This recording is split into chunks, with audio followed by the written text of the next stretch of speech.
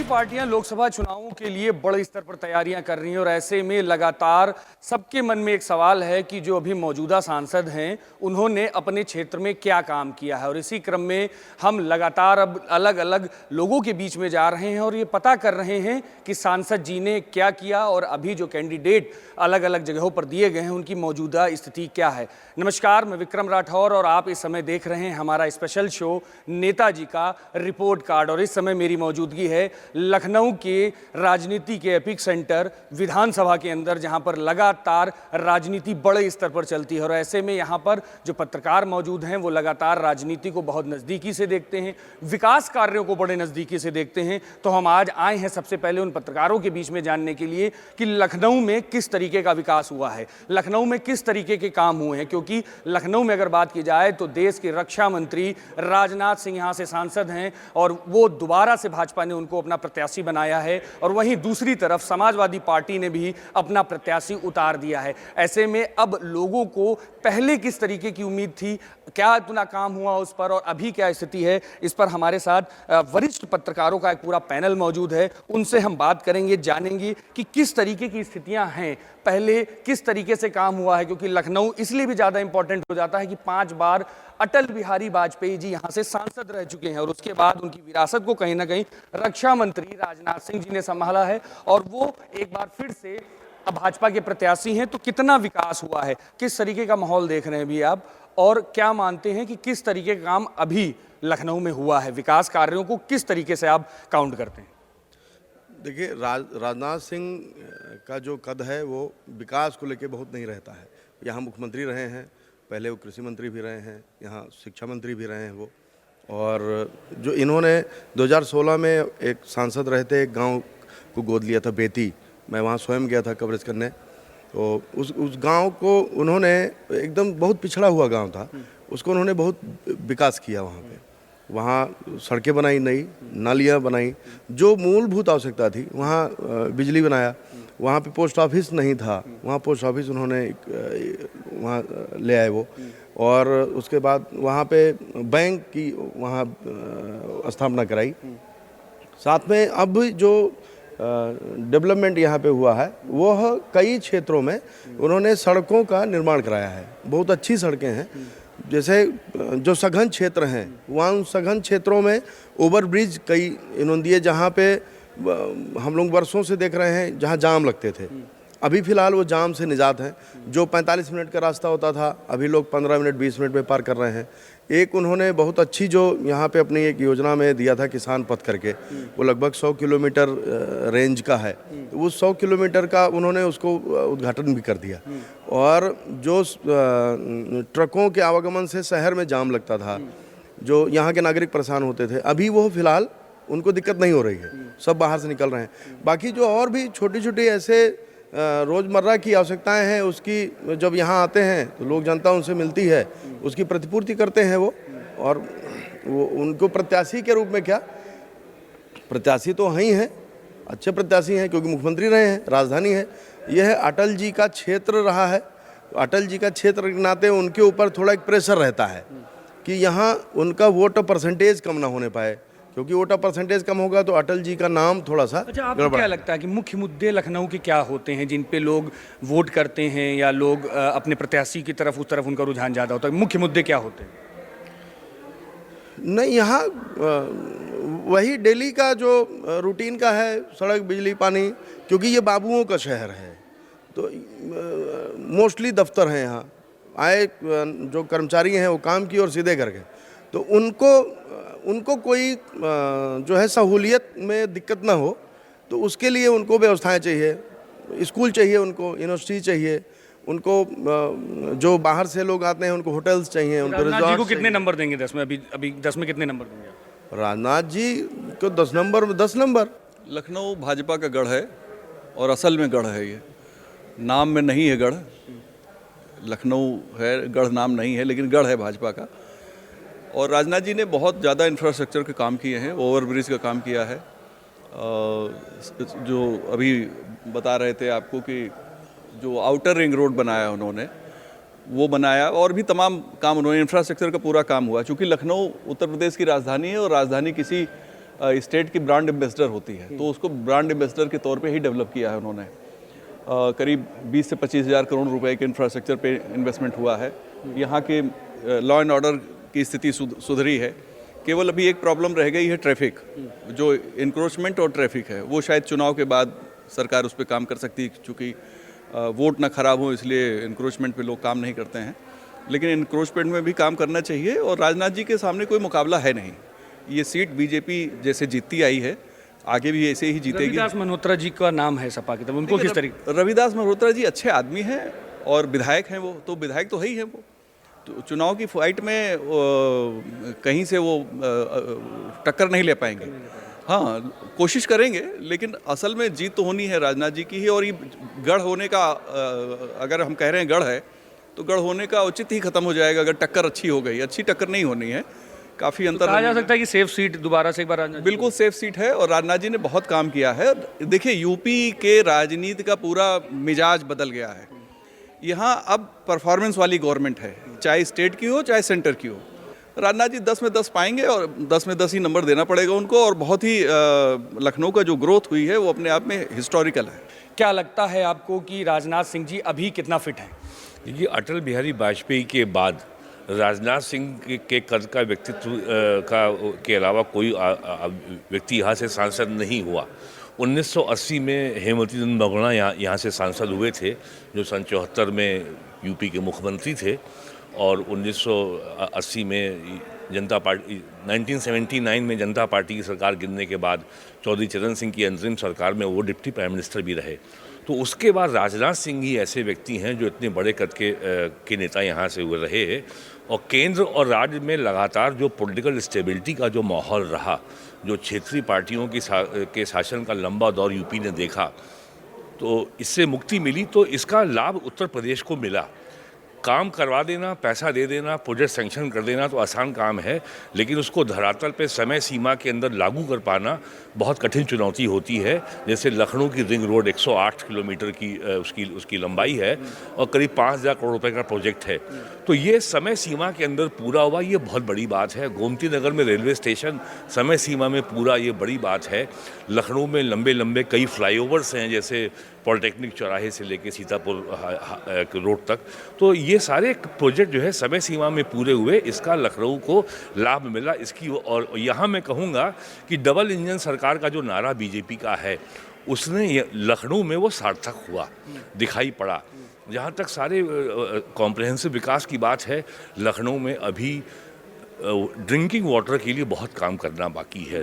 लखनऊ में drinking water की deficiency है, कमी है। अभी शारदा नदी से पानी लाना पड़ता है, शारदा नहर से पानी लाना पड़ता है।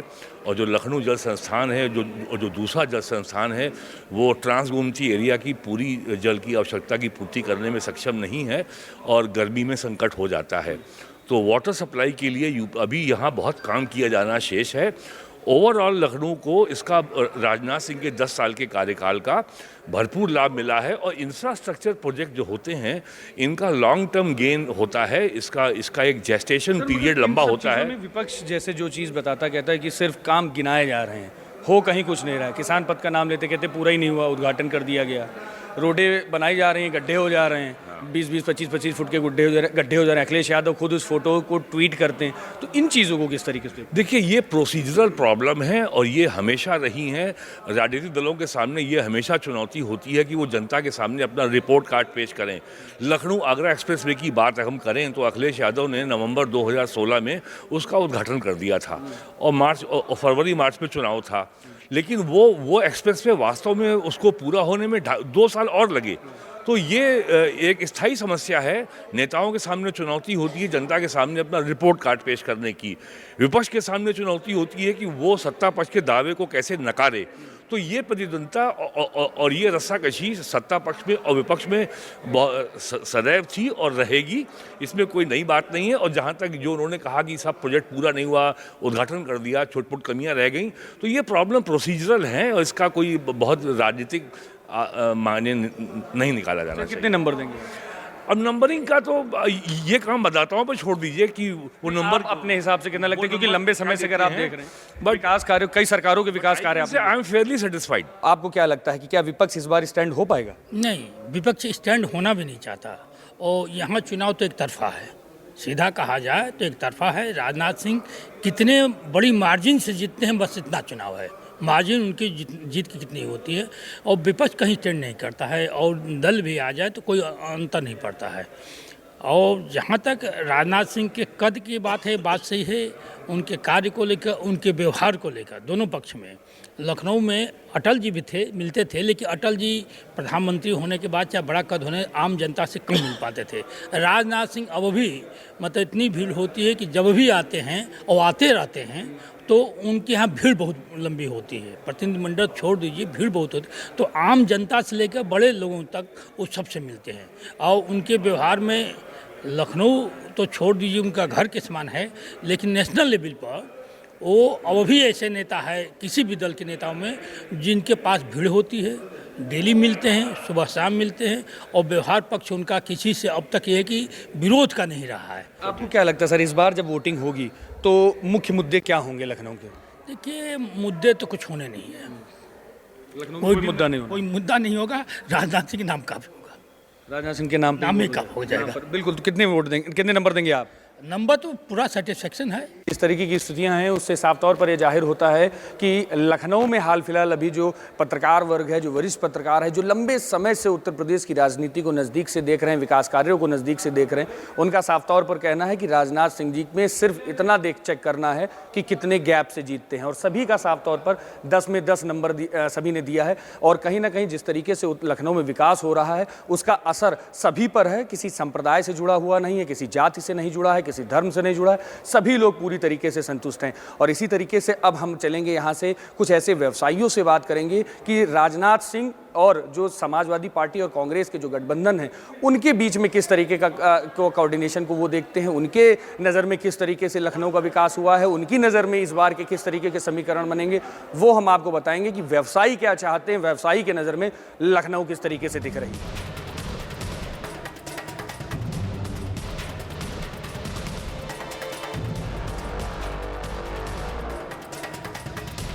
लगातार नेता किस तरीके से काम कर रहे हैं, अपने क्षेत्र में किस तरीके से काम कर रहे हैं, इसकी रिपोर्ट हम आपको लगातार दिखा रहे हैं। और इसी बीच में अब हम पत्रकारों के पास से सीधे व्यापारियों के पास आ गए हैं, क्योंकि अर्थव्यवस्था एक बहुत बड़ा मुद्दा रहा है हमेशा से पूरे देश में। लोकसभा चुनावों में भी अर्थव्यवस्था एक काफ़ी बड़ा मुद्दा है। उत्तर प्रदेश में 1 ट्रिलियन इकोनॉमी बनाए जाने की बात हो रही है, देश को 5 ट्रिलियन इकोनॉमी बनाए जाने की बात हो रही है। लेकिन ऐसे में सबसे ज़्यादा जिसका सबसे ज़्यादा योगदान इसमें होता है वो व्यापारियों का है। तो व्यापारियों के क्या मुद्दे हैं, व्यापारी क्या चाहते हैं, लोकसभा सीट पर, लखनऊ की लोकसभा सीट पर व्यापारियों ने किस तरीके से अपना विकास देखा। जो सांसद जी अभी हैं लखनऊ के, जो रक्षा मंत्री राजनाथ सिंह जी जो हैं, जो सांसद हैं, उनसे कितना खुश हैं व्यापारी, और जो सपा के जो प्रत्याशी हैं उनसे क्या उम्मीदें लगा रखी हैं, क्या है पूरा परसेप्शन व्यापारियों के बीच में। इसके लिए हम सीधे व्यापारियों के बीच में आए हैं। बड़ा सवाल सबसे पहला यही है, विकास, इसी शब्द की धुरी के अगल बगल पूरा चुनाव घूमता रहता है। हालांकि उसकी चर्चा ना हो वो एक अलग की बात है, मगर घूमता इसी के अगल बगल। लखनऊ में कितना विकास दिख रहा है आपको, और क्या परसेप्शन दिख रहा है आपको कि किस तरीके से आगे सिचुएशन बनती हुई दिख रही है, और व्यापारी कितना खुश है अभी? देखिए, लखनऊ में विकास पिछले 10 सालों में अभूतपूर्व हुआ है। यदि आप देखेंगे तो 10 साल पहले के लखनऊ में और आज के लखनऊ में जो उसकी सीमाएं हैं, उनकी सीमाओं में कम से कम अपने जगह से 10-10 किलोमीटर चारों तरफ लखनऊ बढ़ चुका है। लखनऊ में माननीय राजनाथ सिंह जी की वजह से जो उनकी कदकाठी है, उसका बहुत लाभ मिला है। आज जितने फ्लाईओवर लखनऊ में बने, मुझे लगता है कि कहीं भी इतने फ्लाईओवर नहीं बने होंगे। फ्लाईओवर का एक जाल बिछ गया है। अंडरपास भी यहाँ पे बनने की तमाम प्रस्तावित हैं। जो टर्मिनल 3 अभी यहाँ पर एयरपोर्ट का उद्घाटन हुआ है, यहाँ पर पीजीआई में और ज़्यादा सुविधाएं बढ़ी हैं। यहाँ पर जगह जगह सड़कों का जाल बिछा है, सड़कें खूब बढ़िया हो गई हैं। और पूरे विश्व पे अगर देखेंगे तो अभी सबसे बढ़िया जो रेलवे स्टेशन है गोमती नगर का, वो विश्व स्तर का गोमती नगर में रेलवे स्टेशन बना है। तो राजनाथ सिंह जी की कदकाठी का लाभ लखनऊ को बहुत मिला है और लखनऊ के अंदर शिक्षा का, चिकित्सा का, रोजगार का बहुत व्यवस्था हो गई है। आपने देखा होगा कि ब्रह्मोस मिसाइल भी लखनऊ में बन रही है। तो वास्तव में लखनऊ का कायाकल्प हुआ, लखनऊ में विकास के दृष्टिकोण से बहुत ज़्यादा विकास हुआ और लगातार सतत विकास होता जा रहा है। मतलब व्यापार से जुड़े कामों को लेकर आप कहीं ना कहीं खुश हैं। निश्चित रूप से मुद्दे क्या हो सकते हैं इस बार जिस तरीके से चुनाव होने जा रहा है? विपक्ष के भी प्रत्याशी, कहा जाए इंडिया गठबंधन के प्रत्याशी रविदास मल्होत्रा जी उतारे गए हैं, क्या है उनकी कुछ गुंजाइश? हालांकि अभी हम लोगों ने जहां जहां बात की अभी वो बता रहे हैं बीजेपी हमेशा से, लखनऊ हमेशा से बीजेपी का गढ़ कहा जाता है, तो इस बार क्या कुछ है परसोना, कुछ बदलने का कुछ सीन दिख रहा है? लखनऊ एक ऐसा संसदीय क्षेत्र है जिसने प्रधानमंत्री दिया है, लखनऊ ऐसा संसदीय क्षेत्र है जिसने गृह मंत्री दिया है और रक्षा मंत्री दिया है। तो उस कदकाठी का कोई अगर विपक्ष प्रत्याशी उतारे तब तो एक बार सोचा भी जा सकता है, लेकिन हकीकत ये है कि राजनाथ सिंह जी के आगे दूर दूर तक का कोई भी प्रत्याशी दिख ही नहीं रहा। मैं किसी का नाम लेके नहीं कहूँगा। रविदास मल्होत्रा जी समाजवादी पार्टी के विधायक हैं और विधायक हैं, वो लखनऊ से ही विधायक हैं, तो क्या उनका कुछ जनाधार का स्टैंड नहीं? देखिए, विधायक के कार्य क्षेत्र में और लोकसभा के कार्य क्षेत्र में अंतर होता है। प्लस जो लोकसभा का चुनाव होता है ये इस दृष्टिकोण से होता है कि देश में सरकार किसकी बनेगी, प्रधानमंत्री कौन होगा। यदि कोई व्यक्ति विधानसभा चुनाव में किसी दूसरे दल को वोट देता है तब भी वो कहीं ना कहीं लोकसभा चुनाव में लोकसभा के दृष्टिकोण से ही वोट देगा। तो जो आपने देखा पूरा देश एक मोदीमय हो गया है, पूरे देश में मोदी जी के काम बोल रहे हैं। और हम जो चूँकि लखनऊ की बात कर रहे हैं तो लखनऊ में राजनाथ सिंह जी की कदकाठी भी किसी से कम नहीं है। उन्होंने भी वैसा ही काम किया जैसा मोदी जी बनारस में कर रहे हैं। समाजवादी पार्टी कांग्रेस में तेल डाल रही है, कांग्रेस सपा में तेल डाल रही है, जलने के लिए तो ये किया गया है, तो कोई असर ही नहीं लगता। असलवाद में दोनों के तेल जल चुके हैं, केवल बाती रह गई है और बाती से कोई प्रकाश नहीं होता, तुरंत बुझ जाएगी बाती। ये इंडिया गठबंधन तब वो तो टूट गया पूरा और ये लोग मौका परस्त हैं। आप पिछली बार इन्होंने सपा ने बसपा से गठबंधन किया था, वो भी फ्लॉप हो गया, बहन जी ने तोड़ दिया।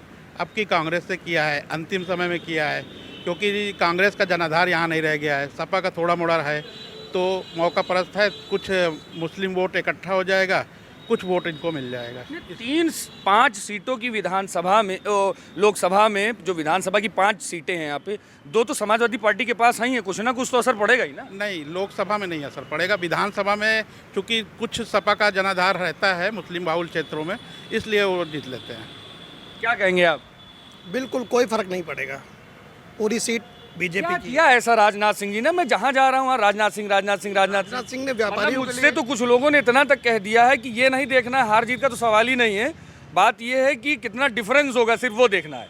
राजनाथ सिंह ने सबसे पहले तो व्यापारियों के लिए कनेक्टिविटी सुविधा मुहैया कराई है और कनेक्टिविटी ही व्यापारियों का सबसे बड़ा बेस रहा है। कौन सा सामान कहाँ जाना है, कहाँ आना है, जब वो कनेक्टिविटी, इतने हाईवेज दिए हैं, इतने सारे अच्छे फ्लाईओवर्स दिए हैं, वेल कनेक्टेड सिटी दी है। लखनऊ आज पूरे देश से हर तरीके से बिल्कुल जुड़ा हुआ है। राजनाथ सिंह बिल्कुल ग्राउंड से जुड़े हुए हैं, इजी अप्रोच में बैठे हुए हैं। हम लोग जब चाहें तब मिल सकते हैं, ऐसा नहीं है कि व्यापार मंडल के हैं इसलिए मिल सकते हैं। एक आम आदमी भी जाए और वो भी मिल सकता है, अपनी सुविधा, अपनी समस्या बता सकता है और उसका निवारण की गारंटी भी है।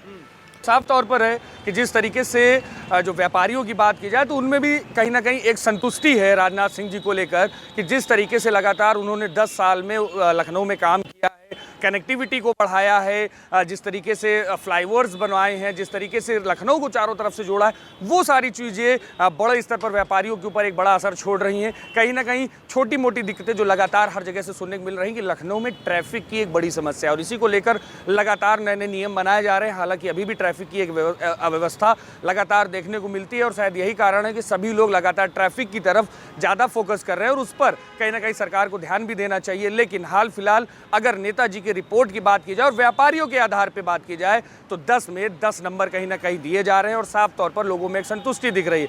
अब देखते ये है कि अब यहाँ से हम सीधे वकीलों के पास चलेंगे। वकीलों में जो प्रभुत्व वर्ग है वो क्या कहता है, क्योंकि उनकी भी लगातार उनसे अलग अलग लोग मिलते रहते हैं, अलग अलग क्षेत्रों के लोग मिलते रहते हैं, लखनऊ के अलग अलग जगहों से लोग आते रहते हैं। तो ऐसे में उनकी क्या धारणा है, उनके मन में अपने नेता को लेकर किस तरह की रिपोर्ट कार्ड है, वो हम आपको बताएंगे। हाल फिलहाल व्यापारी तो पूरी तरीके से संतुष्ट